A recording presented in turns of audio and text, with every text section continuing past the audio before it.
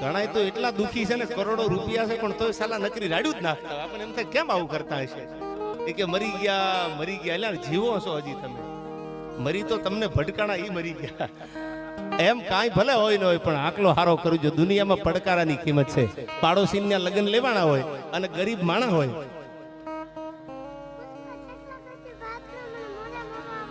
Ready ભાઈ બંધ. હા તું સામે આવી જાય. આપણે બે ભાઈ બંધ આજ કરીએ.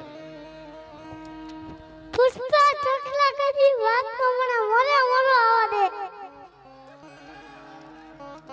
હા હવે સાંભળજો. આમાં આ બધા યુવાનો બેઠા એટલે મને મરીદનો એક શેર યાદ આવે છે કે યુવાનીના દિવસો અને યુવાનીની રાતો, ખુમારીના ગીતો અને ખુમારીની વાતો. યુવાની કેવી હોય જિંદગીમાં કોઈ નોંધ લે ને એનું નામ જુવાની કહેવાય.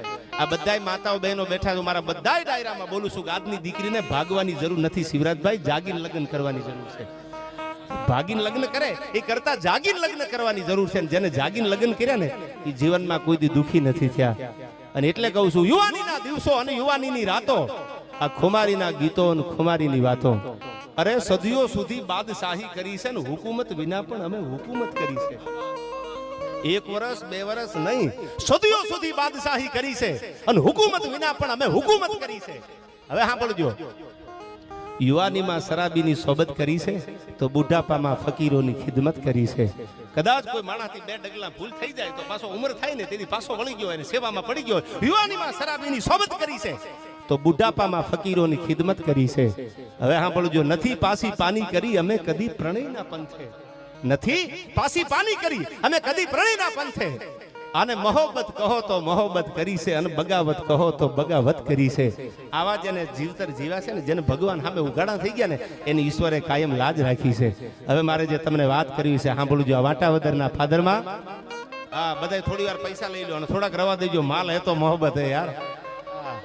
આ દુનિયામાં પૈસા ન હોય ને સાલા હગાવાલા કિંમત નથી કરતા. હા રૂપિયા હોય ને તો તમારી વાટે ઉભા હોય કે હવે તમે કેટલી વારમાં આવશો.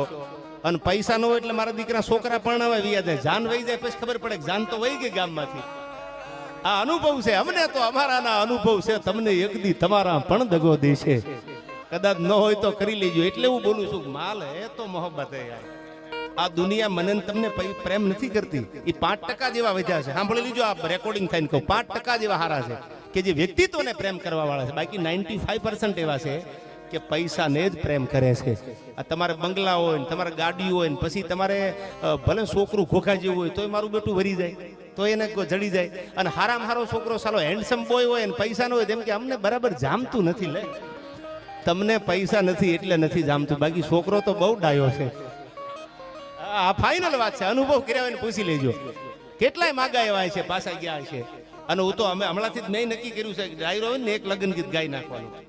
તો મને મારા ભાઈ બંધે કીધું કે શું કામ ગાવાનું. મેં કીધું કેટલા એવા છે 38 39 પૂગ્યા, એનો શું ગુનો યાર. હવે એના ઘરે લગ્ન થાય ને માંડવો નખાય તેથી કોઈક લગ્ન ગીત ગાય. અને એ પૈસા હોય ને કલાકાર બોલાવે આવું બધું કામજામ કરે તઈ થાય ને. એટલે મેં કીધું હું એમના માટે ગાઈશ કે જે 38 39 41 42 પૂગી ગયા. એ તો મને આશીર્વાદ આપશે ને અમારા માટે ગાયું.